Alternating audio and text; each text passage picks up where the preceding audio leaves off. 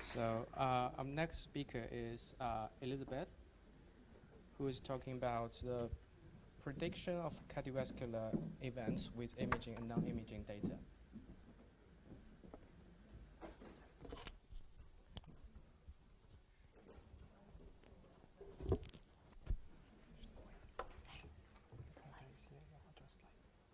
Thank you. Every 2 seconds, someone in the world will have a stroke. And every 5 seconds, someone dies from a stroke. Oh. A stroke is a brain attack. It's when the blood supply to the brain gets cut off and the cells are deprived of oxygen. If the symptoms last for less than 24 hours, it's known as a transient ischemic attack. And 85% of the time, a stroke is caused by the blockage of an artery, known as an ischemic stroke. The remainder is due to a bleed in the brain, a hemorrhagic stroke. Our focus today is going to be on ischemic stroke, and in particular on the 20 to 30% caused by carotid atherosclerosis. And that refers to the buildup of fatty plaque deposits in the neck vessels. Stroke costs the UK society an estimated £26 billion each year. But we're still struggling to answer two fundamental questions.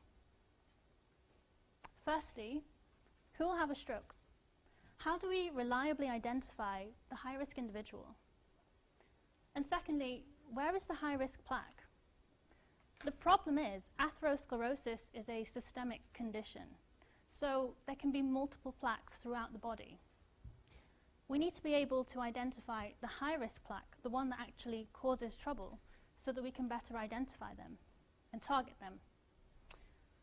Another problem is that carotid surgery, which is the procedure used to remove plaque from the neck vessels, is associated with its own risk of stroke, approximately 2 to 3%. We know from histology and functional PET imaging in research that the high-risk plaque is associated with certain characteristics, for example, having a large lipid core. We know it's associated with increased biological activity, inflammation, and immune cells. But this information isn't used to decide whether a patient should have carotid surgery or not.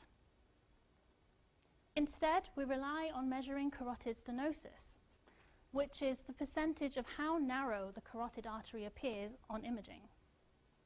And there are two commonly used methods to measure carotid stenosis. One is known as the NASCET criteria, and the other one as the ECST, and they produce slightly different results. In symptomatic patients, those are patients that previously have had a stroke or a TIA, the current guidelines suggest that a symptomatic patient with 50 to 99% stenosis, according to NASCET, or 70 to 99% stenosis, according to the ECST criteria, should have carotid surgery.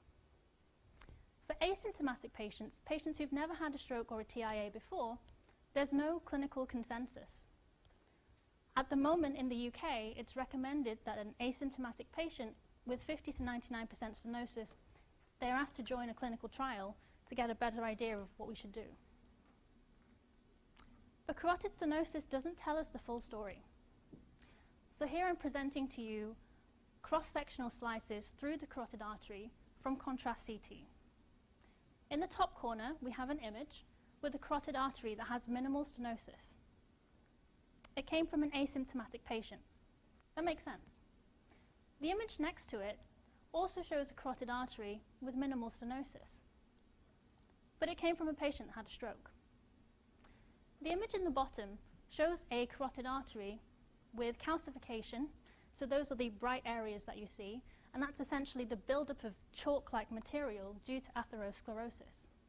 The darker grey areas in the middle represent the contrast that actually manages to get through the stenosed lumen.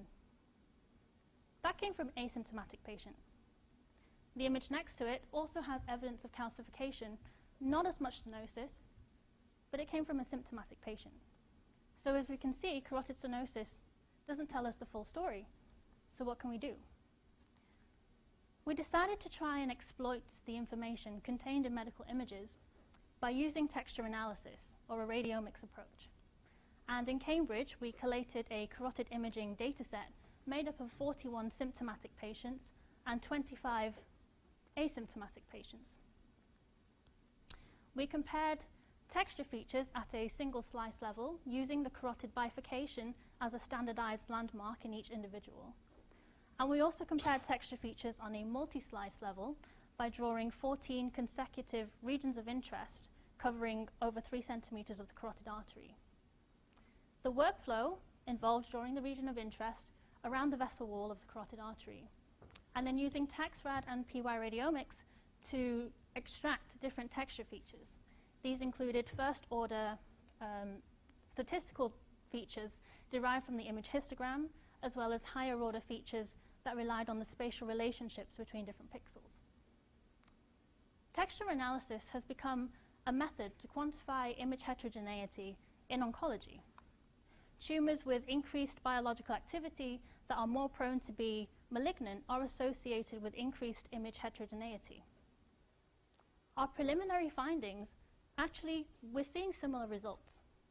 We're seeing that the symptomatic carotid displays higher image heterogeneity as compared to the asymptomatic carotid. In terms of first-order statistics, symptomatic carotids have higher entropy values, whereas the asymptomatic carotid has a higher uniformity value.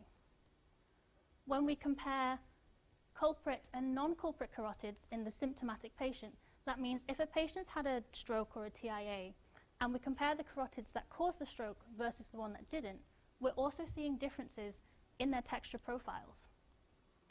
As a sanity check, we compared asymptomatic carotids bilaterally, and we saw there were no statistically significant differences. So these results are encouraging because we know the high-risk plaque is associated with increased biological activity. And different texture features have been correlated with certain disease processes such as hypoxia and angiogenesis, which is seen in oncology and in atherosclerosis. We also decided to explore a deep learning approach because it's a powerful pattern extractor. We used a modified VGG16 architecture, initialized with ImageNet weights to leverage transfer learning. And from the multi-slice approach, we had a data set made up of 700 cross-sectional slices of the asymptomatic carotid and over 1,000 cross-sectional slices of the symptomatic carotid. We used 75% for training and 25% for testing. And after 100 epochs of training, we reached a validation accuracy of 92%. Being a small data set, we'll take this accuracy with a pinch of salt. But what's interesting is the visualizations of the class activation maps. So here are some of the image patches I showed you earlier, when carotid stenosis was insufficient to discriminate between symptomatic and asymptomatic. The ground truth labels are in the bracket, and the model's prediction is outside the bracket. In these cases, the model was able to correctly classify the images. And what's interesting is when we look at the visualization of the class activation maps, it's almost learned how to localize the carotid artery within the image. And when we look at the certainty of the model in its classification decision, it's interesting to note that it's more confident classifying the asymptomatic carotid when there's more calcification and stenosis, as opposed to the image on the top. It's also interesting to look at the misclassification. So in the example on the second row, we can see that it's incorrectly classified this carotid as asymptomatic, but it's also less certain of its classification decision. And if we look at the class activation map, we actually see that it's missed off the bottom corner of the carotid artery and parts of the carotid plaque. So what can we conclude from this? Carotid imaging contains further information beyond luminal stenosis that we can use texture analysis and machine learning to exploit. Maybe it's a way that we can have a non-invasive biomarker for disease activity. It wouldn't require further imaging of the patient. That means no additional radiation. But also there's still plenty of work to be done. We're currently working on acquiring an external data set for validation. We also require further biological and functional imaging correlation. Preliminary work in the Department of Medicine indicates that these texture features correlate with angiogenic processes in the carotid plaque. And the Cambridge Carotid dataset also comes with FDG PET imaging, as well as other radioactive tracer imaging information. In the future, we would require prospective multi-center validation where these texture parameters are used as the clinical endpoints. I'd like to thank the CMAH Partnership Fund for awarding me a travel grant in which I've been able to go to Imperial College London and learn from the team at Biomedia, led by Dr. Ben Glocker. It's been an invaluable experience, and it helps a medic learn how to code. I'd also like to thank my supervisor, Dr. James Rudd, and the long list of people who've helped me along the way, and of course to you for listening. Thank you.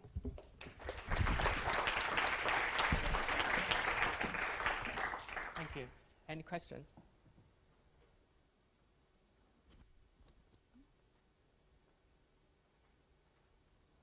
I think due to the time, maybe let's That's move fine. to the next talk. So our last speaker